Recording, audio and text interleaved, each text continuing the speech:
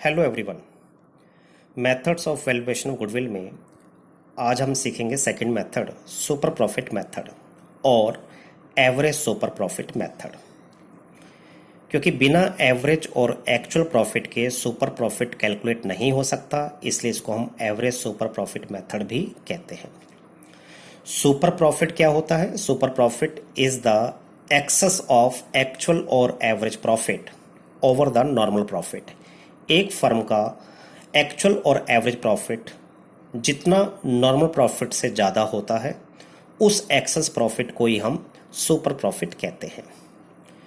Super profit method में goodwill find out करने के लिए हमें दो कंपोनेंट चाहिए, एक एक्चुअल और एवरेज प्रॉफिट और दूसरा नॉर्मल प्रॉफिट। एक्चुअल और एवरेज प्रॉफिट की कैलकुलेशन बिल्कुल सेम वैसे ही करनी जैसा कि आपको first method average profit method में समझाया गया था। तो इसको सेम बेटा वैसे ही आपने फाइंड आउट करना है। दूसरा कंपोनेंट है नॉर्मल प्रॉफिट। नॉर्मल प्रॉफिट क्या होता है? Normal profit is the profit earned by similar firms under similar circumstances. एक जैसा बिजनेस करने वाली जितनी भी फर्म्स हैं, उन्हें एक जैसी कंडीशंस में जो प्रॉफिट होना चाहिए, उस प्रॉफिट को हम नॉर्मल प्रॉफिट कहते हैं।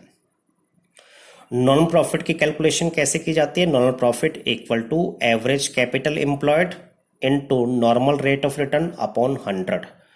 नॉर्मल रेट ऑफ रिटर्न आपको क्वेश्चन में गिवन होगा।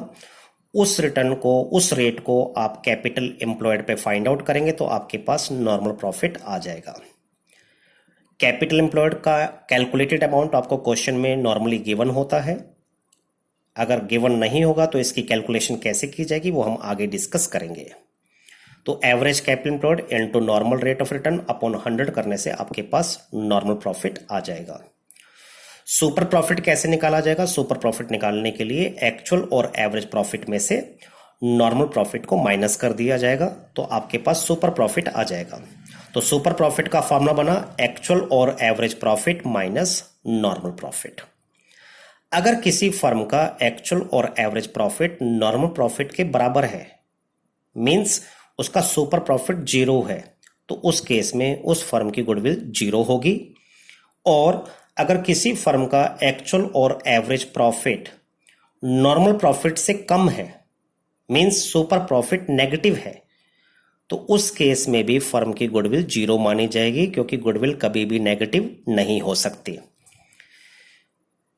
अब एक्चुअल और एवरेज प्रॉफिट में से नॉर्मल प्रॉफिट को माइनस करके आपके पास सुपर प्रॉफिट आ गया, तो गुडविल कैसे निकाली जाएगी? Super profit multiply with number of years purchase.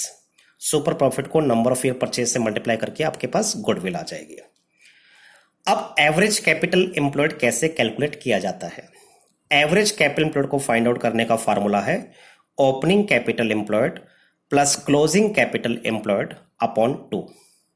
Means capital employed at the beginning of the year plus capital employed at the end of the year upon 2। इससे आपके पास एवरेज कैपिटल एम्प्लॉयड आ जाएगा। ये formula तभी use किया जाएगा जब आपको opening as well as closing capital employed given हो। अब कैपिटल एम्प्लॉयड को कैसे फाइंड आउट किया जाएगा? कैपिटल एम्प्लॉयड और नेट एसेट्स, कैपिटल एम्प्लॉयड को हम नेट एसेट्स भी कहते हैं। इसको फाइंड आउट करने के बेटा दो अप्रोच है, एक asset side approach and liability side approach. Asset side approach में आपने सभी एसेट्स को लेना है, ऑल एसेट्स एक्सेप्ट, मीन्स कौन कौन सी एसेट्स को आपने नहीं लेना। सारी एसेट्स में से आपने नंबर 1 गुडविल, इनटेंजिबल एसेट्स में से आपने गुडविल को नहीं लेना। बाकी इनटेंजिबल एसेट्स जो है पेटेंट, ट्रेडमार्क, कॉपीराइट, वो आप ले सकते हैं, लेकिन आपने गुडविल को नहीं लेना। नॉन ट्रेड इन्वेस्टमेंट को नहीं लेना। इन्वेस्टमेंट दो तरह की होती हैं, trade investment and non trade investment. Trade investment को आपने टोटल एसेट्स में लेना है, नॉन ट्रेड इन्वेस्टमेंट को आपने टोटल एसेट्स में नहीं लेना। अगर आपको वो ट्रेड और नॉन ट्रेड इन्वेस्टमेंट करके नहीं देता, सिर्फ इन्वेस्टमेंट क्वेश्चन में गिवन है, तो बाय डिफॉल्ट इसे आप नॉन ट्रेड इन्वेस्टमेंट एज्यूम करेंगे और नॉन ट्रेड इन्वेस्टमेंट को आपने टोटल एसेट्स में नहीं लेना। एंड फिक्टिशियस एसेट्स को आपने नहीं लेना। फिक्टिशियस एसेट्स के लॉट ऑफ एग्जांपल्स हैं, like preliminary expenses, share issue expenses, discount on issue of shares, discount on issue of debentures, underwriting commissions etcetera etcetera. लेकिन ये जो एग्जाम्पल्स मैंने आपको बताए ये मोस्टली कंपनी में होते हैं, पार्टनरशिप में नहीं होते। पार्टनरशिप में जो आपको मेनली वो देगा उसे उन फिक्टिशियस एसेट्स को हम एक्यूमुलेटेड लॉसेस कह सकते हैं।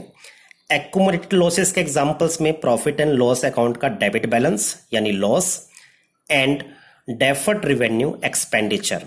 डेफर्ड रेवेन्यू एक्सपेंडिचर के अंडर में एडवर्टीजमेंट और एडवर्टीजमेंट सस्पेंस आपको गिवन होगा, तो आपने ये फिक्टिशियस एसेट्स नहीं लेने।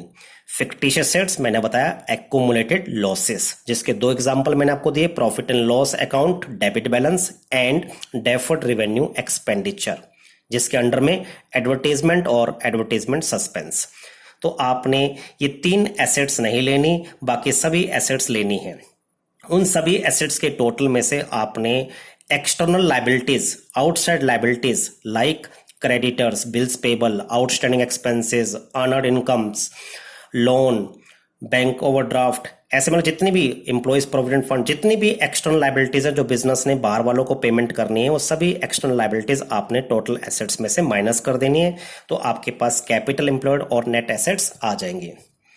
इसको फाइंड आउट करने का दूसरा तरीका है liability side approach.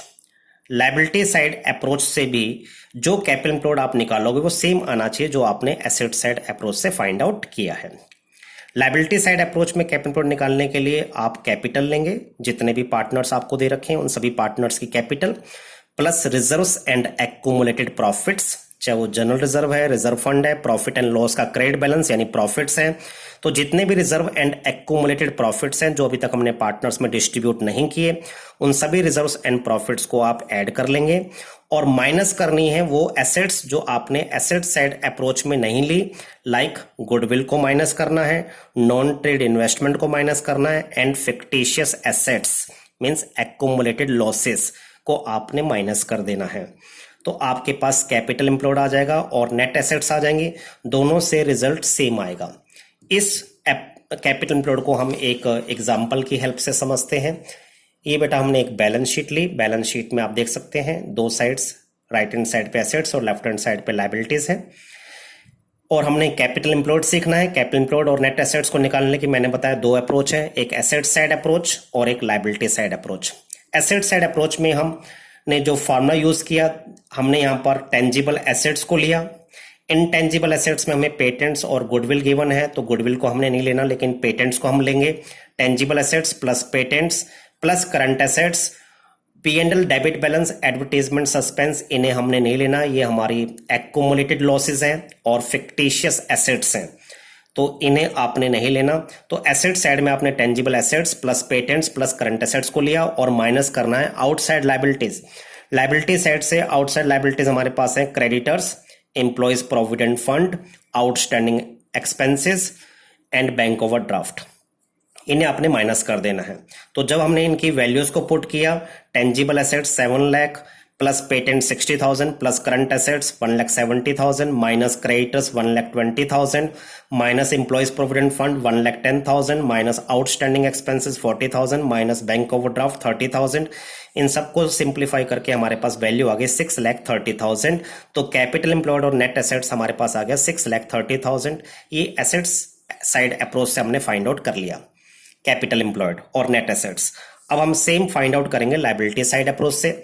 Liability side approach में हमारे पास कैपिटल है प्लस जनरल रिजर्व है, इसमें से माइनस करनी हमने वो एसेट्स जो हमने एसेट्स अप्रोच में नहीं ली, लाइक गुडविल को माइनस करना है, P&L डेबिट बैलेंस माइनस करना है और एडवर्टीजमेंट सस्पेंस को माइनस करना है। तो फार्मूला हमारा बना capital plus general reserve minus goodwill minus profit and loss debit balance minus advertisement suspense. इनकी वैल्यूज हमने पुट करी, capital 6 lakh rupees plus general reserve 1 lakh rupees minus goodwill 40,000 minus profit and loss debit balance 20,000 minus advertisement suspense 10,000। इसको simplify करके हमारे पास value आ गई ₹6,30,000। Capital employed और net assets हमारे पास आ गया। आप देख सकते हैं दोनों से रिजल्ट हमारे पास सेम आया है, चाहे हमने लायबिलिटी साइड अप्रोच को यूज किया चाहे हमने एसेट साइड अप्रोच को यूज किया, दोनों से कैपिटल एम्प्लॉयड सेम आया। तो होप बेटा आपको समझ में होगा कैपिटल एम्प्लॉयड कैसे फाइंड आउट करना है। इस कैपिटल एम्प्लॉयड पर आप normal rate of return find out करेंगे तो आपके पास नॉर्मल प्रॉफिट आ जाएगा। फिर आप सुपर प्रॉफिट निकालेंगे, एक्चुअल और एवरेज प्रॉफिट में से नॉर्मल प्रॉफिट को माइनस कर देंगे, सुपर प्रॉफिट आ जाएगा। फिर सुपर प्रॉफिट को आप मल्टीप्लाई करेंगे नंबर ऑफ ईयर परचेज से, तो आपके पास गुडविल आ जाएगी। तो होप बेटा आपको ये सारा कंसेप्ट क्लियर हो गया होगा कि किस तरीके से हमने गुडविल फाइंड आउट करनी है under super profit method. Thank you बेटा and have a nice day.